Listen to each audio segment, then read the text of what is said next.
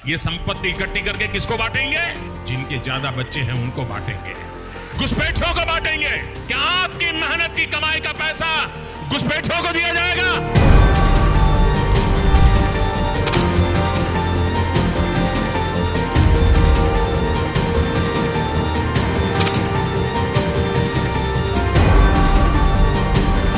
मोदी अगर तीसरी दफा मुंतखब हो जाता है तो तीसरी दफा हिंदुस्तान का हर शहर जहां मुसलमान आबाद हैं उसका मंजर गजा वाला होगा।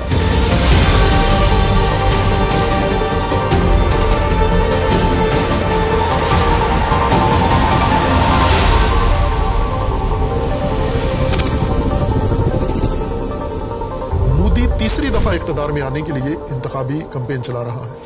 उसने जो 2 दिन पहले हर्जासराई की है मुसलमानों के खिलाफ, बहुत खौफनाक हद तक। चूंकि मोदी 2 दफा पहले इलेक्शन जीत चुका है, ये वज़ीर आला रहा है रियासत गुजरात का, और वहां पर इसने अहमदाबाद में मुसलमानों का कत्लेआम किया, जिंदा जलाकर, आग लगाकर। मुसलमानों के घरों को आग लगवाई, मुसलमानों की ट्रेनों को, गाड़ियों को आग लगाई, बाजारों में पकड़ पकड़ के जिंदा जलाए। इसी वजह से इसको कस्साब कहा है। हमारे साबिका वज़ीर ख़ारजा बिलावल भुट्टो साहिब ने भी इसको कहा था कि ये गुजरात का कस्साब है। सारी दुनिया मानती है। और इसी जुल्म पर जब मोदी गुजरात का वज़ीर आला था, अमेरिका में ये ब्लैक लिस्ट था, अमेरिका में इसके दाखिले पर पाबंदी थी कि ये इंसान कुछ कसाई अमेरिका नहीं आ सकता।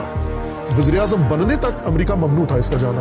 फिर ये वज़ीर आज़म बना और इसने इंतखाब जीता। सिर्फ एक एजेंडे पर, इसने एक नुक्ते पर इंतखाब जीता, और वो ये कि ये मुसलमानों को ख़त्म करेगा हिंदुस्तान से और हिंदू मज़हब को तरवीज करेगा। फिर इसने उस पहले दौर में अपने हुकूमत में जो तबाही कर सकता था की इसने, और फिर दूसरा दौर हुकूमत इसका आया। फिर इसने इंतखाबात जीता, पहले से ज़्यादा अक्सरियत लेकर, और पहले से ज़्यादा इस्लाम दुश्मनी और मुसलमान कुशी इसने शुरू की। अब तीसरी दफ़ा ये जीतना चाहता है, तो अब भी इसने अपना शिआर बुनियादी यही रखा है कि मुसलमान कुशी और मुसलमानों का सफाया हिंदुस्तान से। इसने अपनी तकरीर में कांग्रेस, जो दूसरी हिज़्ब इसके मुखालिफ है, उनको खिताब करके कहा है कि तुम हिंदुस्तान की दौलत मुसलमानों को देना चाहते हो, और मुसलमानों के बारे में कहा कि ये तो हिंदुस्तानी नहीं है, घुसपैठिए हैं। घुसपैठिए यानी जो बाहर से आके इधर कब्जा करके बैठे हुए हैं, और इसका मतलब ये है कि ये इन्हें निकालना है यहाँ से, ये दरअंदाज है। इन पर हम कोई हिंदुस्तान का पैसा खर्च नहीं करेंगे। बच्चे ज्यादा पैदा करने का मतलब हमारे लिए खतरा है, इस खतरे को हमने खत्म करना है। और पहले जब उनकी सरकार थी, उन्होंने कहा था कि देश की संपत्ति पर पहला अधिकार मुसलमानों का है। इसका मतलब ये संपत्ति इकट्ठी करके किसको बांटेंगे? जिनके ज्यादा बच्चे हैं उनको बांटेंगे, घुसपैठियों को बांटेंगे। क्या आपकी मेहनत की कमाई का पैसा घुसपैठियों को दिया जाएगा? आपको मंजूर है? ये कांग्रेस का मैनिफेस्टो कह रहा है कि वो माताओं बहनों का सोने का हिसाब करेंगे, उसकी जड़ती करेंगे, जानकारी लेंगे, और फिर उस संपत्ति को बांट देंगे। और उनको बांटेंगे जिनको मनमोहन सिंह जी की सरकार ने कहा था कि संपत्ति पर पहला अधिकार मुसलमानों का है। भाइयों बहनों, ये अर्बन नक्सल की सोच, मेरी माताओं बहनों, ये आपका मंगलसूत्र भी बचने नहीं देंगे, यहां तक जाएंगे बगैर। ये बहुत खौफनाक बयान है उसका। यानी यूं समझे कि एक दूसरे गजा के लिए उसने ईंट रख दी है कि मोदी अगर तीसरी दफा मुंतखब हो जाता है तो तीसरी दफा हिंदुस्तान का हर शहर जहां मुसलमान आबाद हैं उसका मंजर गजा वाला होगा।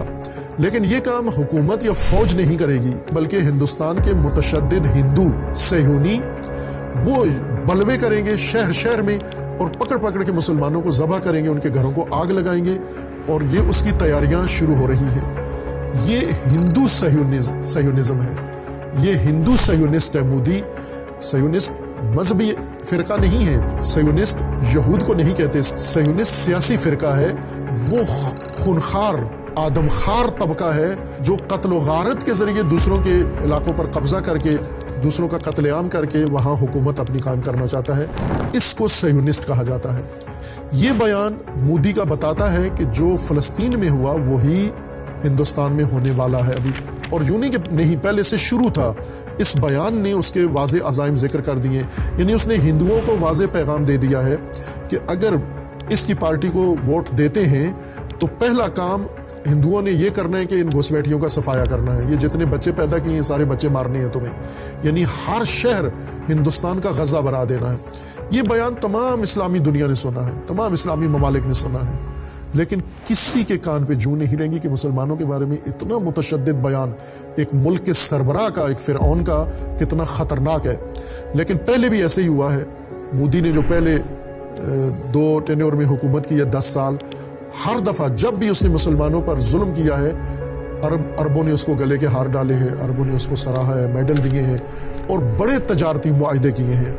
मुसलमान कुशी का सिला उसने अरबों ने उसको ये दिया है। और अब मुसलमानों से बिल्कुल उम्मीद नहीं है, चूँकि गज़ा पर मुसलमानों का चुप बैठना ये दलील है कि हिंदुस्तान के कत्लेआम की इन्होंने मोदी को इजाज़त दी है, चिट लिख के दे दी है, मंजूरी दे दी है कि आप हिंदुस्तान के मुसलमानों के साथ जो करना चाहते हो करो। और हिंदुस्तान के मुसलमानों को यहाँ पर होश में आना चाहिए और अपनी तैयारी कर लेनी चाहिए। मुसलमान हिंदुस्तान के फ़लस्तीन से सबक लें, फ़लस्तीन से सीखें कि आज देखें फ़लस्तीनियों को ज़बह किया जा रहा है, शहर मिसमार किए जा रहे हैं, लेकिन वो अपना शहर छोड़ने के लिए तैयार नहीं है। हिंदुस्तान के मुसलमान कम नहीं है, सारे फ़लस्तीनी मिला के जो अभी इसराइल के अंदर हैं, फ़लस्तीन के अंदर हैं, सारे फ़लस्तीनी मिला के 20 लाख हैं। और मुसलमान कितने हैं? 25 करोड़। 25 करोड़ मुसलमान हिंदुस्तान के अंदर रहते हैं, मुख्तलिफ रियासतों के अंदर। बहुत सारे इस्लामी ममालिक की जमीयत मिला के भी इतनी नहीं बनती। हिंदुस्तान में इतने मुसलमान हैं।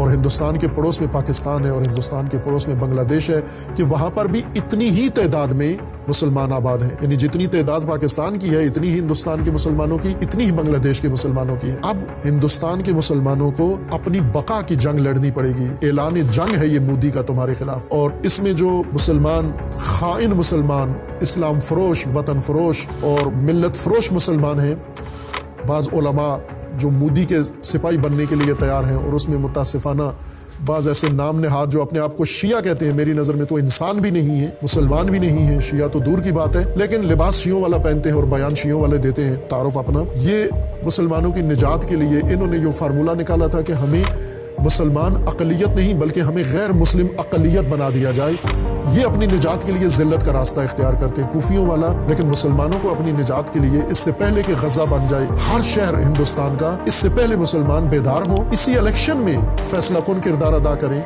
इसी इलेक्शन में मिलकर इत्तेफाक के साथ एक कदम उठाएं ताकि मोदी इस इक़्तिदार तक ना पहुंचे, और फिर आगे बढ़कर इसको एक अपनी स्ट्रेटेजी बनाएं और अपनी नस्लों की हिफाजत के लिए, इस बका के लिए अपना एहतमाम करें। ये ना हो कि कल इनका हाल गज़ा वाला हो और फिर आलमी दुनिया से आप और आलमी बरादरी और मुसलमान बरादरी से उम्मीदें लगा के बैठे रहें। आज देख लें गज़ा पर कोई भी, ना इस्लामी बरादरी, ना आलमी बरादरी, ना मुसलमान बरादरी, ना गैर मुसलमान बरादरी, कोई भी नहीं बोल रहा, बल्कि खुद हिंदुस्तान वाले भी नहीं बोल रहे, हिंदुस्तान के मुसलमान भी नहीं बोल रहे। आपके लिए भी कोई नहीं बोलेगा। आपको खुद अपने लिए अब वक्त है, इससे पहले कि ये खूनी जानवर ये इख्तिदार में आकर आपका कत्लेआम करे, घुसपैठियों को निकालना शुरू करे, इससे पहले आप अपनी बका के लिए जो इंतजाम करना है वो करें।